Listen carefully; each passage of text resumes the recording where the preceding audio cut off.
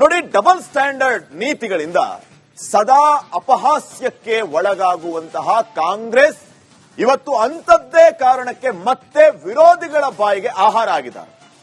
ದೆಹಲಿಯಲ್ಲಿ ನಿಂತ್ಕೊಂಡು ಅದಾನಿ ಅಂಬಾನಿ ಅವರ ವಿಚಾರ ಬಂದಾಗ ರಾಹುಲ್ ಗಾಂಧಿ ಪ್ರತಿ ಕ್ಷಣವೂ ಕೂಡ ಅಬ್ಬರಿಸ್ತಾ ಇದ್ರು. ನಿಮಗೆಲ್ಲ ಗೊತ್ತಿದೆ, ಪ್ರತಿ ಕಾರ್ಯಕ್ರಮಗಳಲ್ಲೂ ರೀಸೆಂಟ್ಲಿ ಛಾತ್ರೋಂ ಕಿ ಗೂಂಜ್ ಅನ್ನುವಂತಹ ಒಂದು ಕಾರ್ಯಕ್ರಮದಲ್ಲೂ ಕೂಡ ಅದೇ ಅದಾನಿಯನ್ನ, ಅದೇ ಅಂಬಾನಿಯನ್ನ ಟೀಕಿಸಿದ್ದು ಇದೇ ರಾಹುಲ್ ಗಾಂಧಿ, ಕಾಂಗ್ರೆಸ್ನ ಅಧಿನಾಯಕ ರಾಹುಲ್ ಗಾಂಧಿ. ಆದರೆ ಕರ್ನಾಟಕದಲ್ಲಿ ಅದೇ ಅದಾನಿಗೆ ಡಿಕೆ ಶಿವಕುಮಾರ್ ಅವರು ರತ್ನಗಂಬಳಿಯನ್ನ ಹಾಸ್ತಾ ಇದ್ದಾರೆ. ಇಷ್ಟು ದಿನ ಕಾಂಗ್ರೆಸ್ ಮೋದಿ ಮತ್ತು ಬಿಜೆಪಿಯನ್ನ ಯಾವ ಕಾರಣದಿಂದ ಟೀಕಿಸ್ತಾ ಇದ್ರು, ಕರ್ನಾಟಕದಲ್ಲಿ ಈ ಪರಿಸ್ಥಿತಿ ಬದಲಾಗಿದೆ. ಈಗ ಅಲ್ಲಿ ಟೀಕೆ, ಇಲ್ಲಿ ಓಕೆ. ರಾಜ್ಯ ಬಿಜೆಪಿ ನಾಯಕರು ಈ ಡಬಲ್ ಸ್ಟ್ಯಾಂಡ್ ಅನ್ನ ಪ್ರಶ್ನೆ ಮಾಡ್ತಾ ಇದ್ದಾರೆ. ಕಾಂಗ್ರೆಸ್ ಸರ್ಕಾರದ ವಿರುದ್ಧ ಮುಗಿಬೀಳುವುದಕ್ಕೆ ಮುಂದಾಗಿದ್ದಾರೆ. ಅದಾನಿಯನ್ನ ಅಂಬಾನಿಯನ್ನ ನೀವು ಟೀಕಿಸ್ತೀರಲ್ಲ, ಇಲ್ಲಿ ಯಾಕೆ ರೆಡ್ ಕಾರ್ಪೆಟ್ ಹಾಸ್ತಾ ಇದ್ದೀರಿ? ಈ ನೀತಿ ಯಾಕೆ? ರಾಹುಲ್ ಗಾಂಧಿ ಅವರ ಪರ್ಮಿಷನ್ ತಗೊಂಡಿದ್ದೀರಾ ಅನ್ನುವಂತ ಪ್ರಶ್ನೆಯನ್ನ ಮಾಡ್ತಾ ಇದ್ದಾರೆ. ಈ ಬಗ್ಗೆ ಒಂದು ವರದಿ ಇದೆ, ನೋಡ್ಕೊಂಡು.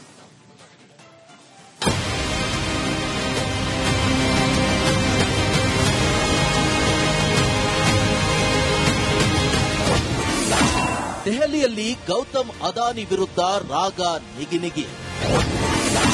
ಕರ್ನಾಟಕದಲ್ಲಿ ಸರ್ಕಾರದಿಂದ ಅದಾನಿಗೆ ರತ್ನಗಂಬಳಿ. ಕಾಂಗ್ರೆಸ್ ಇಬ್ಬಗೆ ನೀತಿ ವಿರುದ್ಧ ಕೆರಳಿದ ಕಮಲಪಾಳೆಯ.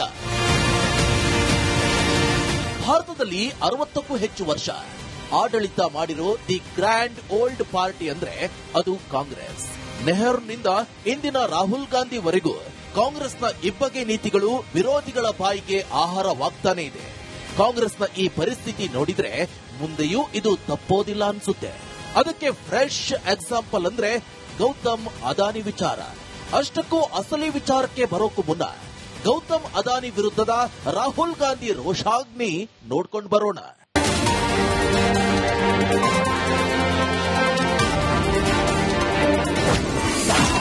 ಅದಾನಿಯ ಹಣ ಹೇಳಿದಂತೆ ನಡೆಯಬಾರದು. Should own airports, should own ports, should own companies, should run cement companies. Others should be bureaucrats who can express themselves and are not forced because of Mr. Adani's money. ಜಿಎಸ್ಟಿಯಿಂದ Adani ಅಂಬಾನಿಗೆ ಮಾತ್ರ ಲಾಭ. यहाँ पे एक व्यक्ति जिसको जीएसटी से फायदा हुआ हो, मुझे दिखा दो कौन है ये? अंबानी को फायदा हुआ, अदानी को फायदा हुआ, देश के अमीर लोगों को फायदा हुआ, ये एचएसई में जो काम करते हैं इनका जबरदस्त नुकसान हुआ. ಅದಾನಿಯ ಮುಖ ತೋರಿಸಿದ್ದಕ್ಕೆ ಅಯೋಧ್ಯೆ ಸೋತ್ರು. अयोध्या में वो हारे क्यों? अयोध्या में मंदिर खोला, वहां अदानी दिखे, अंबानी दिखे, अमिताभ बच्चन दिखे, बॉलीवुड पूरा दिख गया, मगर गरीब किसान एक नहीं दिखा आपको वहां पर. ಮೋದಿ ಯಾಕೆ ಅದಾನಿ ಅಂಬಾನಿ ಉಳಿಸಿ ಅಂತಿದ್ದಾರೆ? जब कोई डर जाता है तो उन्हीं लोगों का नाम लेता है जो सोचता है बचा पाए. इसीलिए नरेंद्र मोदी जी ने अपने 2 मित्रों का नाम ले लिया कि भैया मुझे आके बचाओ, इंडिया गठबंधन ने मुझे घेर लिया है, मैं हार रहा हूं, मुझे बचाओ, अदानी अंबानी जी मुझे बचाओ. ದೇಶದೆಲ್ಲೆಡೆ ಅದಾನಿ ಅಂಬಾನಿ ಟ್ಯಾಕ್ಸ್ ಮಾತ್ರವೇ ಇದೆ. और ये हर इंडस्ट्री में यही हो रहा है. एयरपोर्ट में जाते अडानी टैक्स, पोर्ट में जाओगे अदानी टैक्स, मोबाइल फोन चलाओगे अंबानी टैक्स, सड़क पे चलोगे अदानी टैक्स, अनाज में अदानी टैक्स, सेना हथियार का प्रयोग करेगी अदानी टैक्स. ಅದಾನಿ ಅದಾನಿ ಅದಾನಿ ಕೇಂದ್ರ ಸರ್ಕಾರ, ಅದರಲ್ಲೂ ಪ್ರಧಾನಿ ಮೋದಿ ಅವರನ್ನ ಟೀಕಿಸಲು ರಾಹುಲ್ ಗಾಂಧಿ ನಿಂತಾಗ್ಲೆಲ್ಲ ಅವರ ಬಾಯಿಯಿಂದ ತಪ್ಪದೆ ಬರ್ತಿದ್ದ 2 ಹೆಸರಂದ್ರೆ ಒಂದು ಅಂಬಾನಿ, ಇನ್ನೊಂದು ಅದಾನಿ. ಸಾರ್ವಜನಿಕ ಸಭೆ ಇರಲಿ, ಸಂಸತ್ ಅಧಿವೇಶನವೇ ಬರಲಿ, ರಾಹುಲ್ ಗಾಂಧಿ ಅದಾನಿ ವಿರುದ್ಧ ತೊಡೆತಟ್ಟಿ ನಿಲ್ಲೋರು. ಅದಾನಿ ವಿರುದ್ಧದ ರಾಹುಲ್ ಗಾಂಧಿ ಸಮರ ಇನ್ನೂ ಮುಂದುವರೆದಿದೆ. ಆದ್ರೆ ಕರ್ನಾಟಕದಲ್ಲಿ ಇದಕ್ಕೆ ವಿರುದ್ಧವಾದ ಸನ್ನಿವೇಶ ಇದೆ. ಪ್ರಿಯ ವೀಕ್ಷಕರೇ, ಈ ಸೀನ್ ಇನ್ನೊಮ್ಮೆ ನೋಡ್ಕೊಂಡ್ ಬಿಡಿ. ಪ್ರಧಾನಿ ಮೋದಿ ಅವರ ಪರಮಾಪ್ತ ಈ ವ್ಯಕ್ತಿಗೆ ಇಡೀ ದೇಶವನ್ನೇ ಕೇಂದ್ರ ಸರ್ಕಾರ ಮಾರುತ್ತಿದೆ ಅಂತ ಆರೋಪಿಸುತ್ತಿರೋ ಗೌತಮ್ ಅದಾನಿ ಇಂದು ಕರ್ನಾಟಕ ಸರ್ಕಾರದ ಮುಖ್ಯಮಂತ್ರಿಗಳಾದ ಡಿಕೆ ಶಿವಕುಮಾರ್ ಅವರನ್ನ ಭೇಟಿಯಾದ ಸೀನ್ಗಳಿವು.